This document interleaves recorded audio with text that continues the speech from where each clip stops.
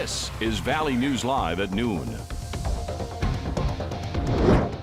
Breaking news just into our newsroom. We now know the name of the man who was killed after being hit by a train over the weekend. Fargo police identified him as 40-year-old Chadwick Lynn Tohey. The incident happened on Sunday morning in the 1400 block of Main Avenue. And now we have more news coming into the newsroom for New at Noon. The West Fargo police officer who suffered a heart attack while on duty is now off the ventilator and is breathing on his own.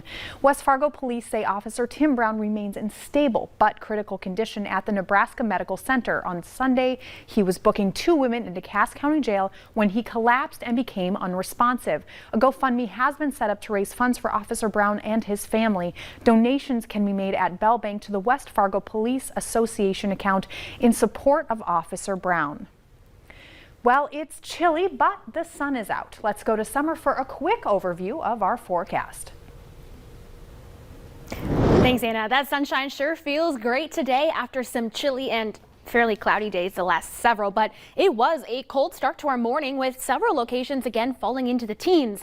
18 degrees was the low temperature in Langdon this morning, 19 in both Hallock and in Grand Forks, 18 Valley City and Jamestown, Bemidji at 18 as well, 19 in Wadena, 22 was the morning low here in Fargo, and 24 in Thief River Falls.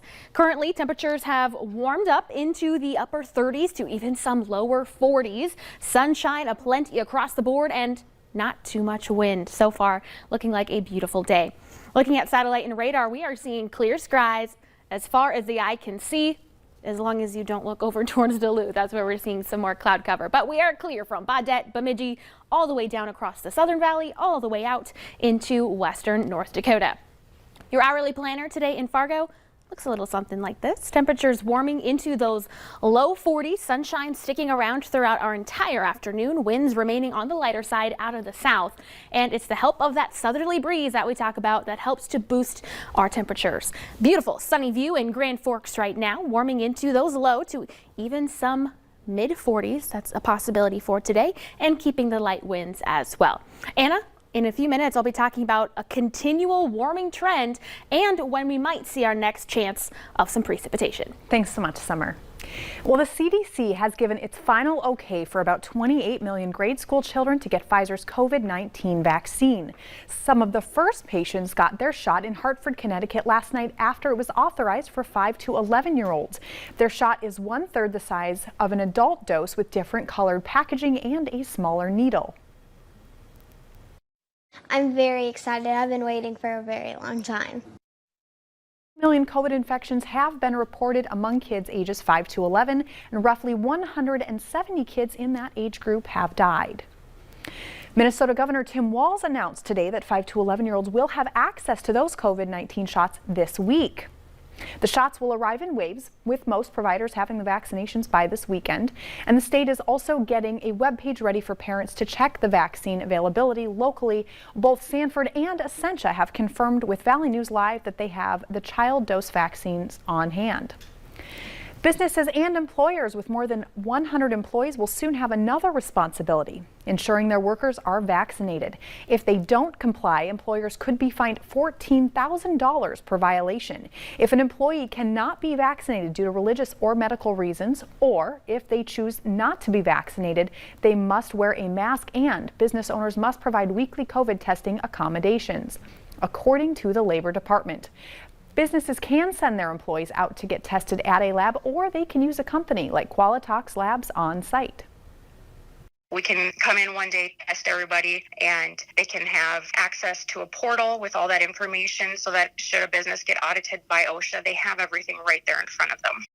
On-site PCR testing provides quick results compiled in one place. For more information, log on to the website on your screen. Well, elections were held across the country last night for local and state races. Democrat Terry McAuliffe officially conceded the governor's race in Virginia this morning, while the New Jersey governor's race is still too close to call. Michael George is in Jersey City, New Jersey, with the election results and what that may mean for next year's midterm elections. A day after New Jersey voters went to the polls, the governor's race has yet to be decided. We're going to wait for every vote to be counted. Incumbent Democrat Phil Murphy is locked in a dead heat with Republican Jack Ciattarelli. Murphy ran on his record of managing the pandemic, while Ciattarelli focused on the economy and education. I'm convinced that together we can fix this state. We can fix it. New Jersey is normally a solid blue state, so the fact the race is this tight is a disappointment for Democrats, especially on top of the defeat they suffered in Virginia. My fellow Virginians, this is our moment. Republican Glenn Youngkin beat Democrat Terry McAuliffe for governor in a state President Biden won easily last year. This is a different state. When Ralph and I were elected 8 years ago, we have made our state open and welcoming, but the fight continues. Voters said jobs and the economy were the top issues facing the state. McAuliffe's campaign tried tying Youngkin to former President Trump, but it didn't work. The loss could spell trouble for President Biden and Democrats ahead of next year's midterm elections. When you talk about education, the economy, and what's going on with Biden and Democrats in the Congress, those suburban voters are approachable and gettable if you're a Republican, not named Donald Trump. And in Minneapolis, voters rejected an amendment to replace the city's police department with a new agency in the wake of George Floyd's murder. Michael George, CBS News, Jersey City. In Boston, Democrat Michelle Wu will be the first woman and first Asian American to be mayor. Democrat Eric Adams, a former police officer, will be New York's second black mayor. And there are 45 bills submitted to the state legislature in next week's special session, and 19 of them have already been approved by leading members of the assembly. Some of the legislature said the special session is their chance to tackle emergencies outside of the normal session. Unlike the 19 approved by leadership, the other 26 have to be endorsed by ranking members of the state legislature, and each has their own standards and level of scrutiny for appeal. A lot of these bills are going to be distraction bills, a continuation of this last session of wasting people's time and wasting people's energy. These are, we talked about vaccines in the last session. We've talked about curriculum and education, and so for us to bring it up now when we're trying to pass $1 billion budget and make sure that redistricting happens, we should focus on those priorities.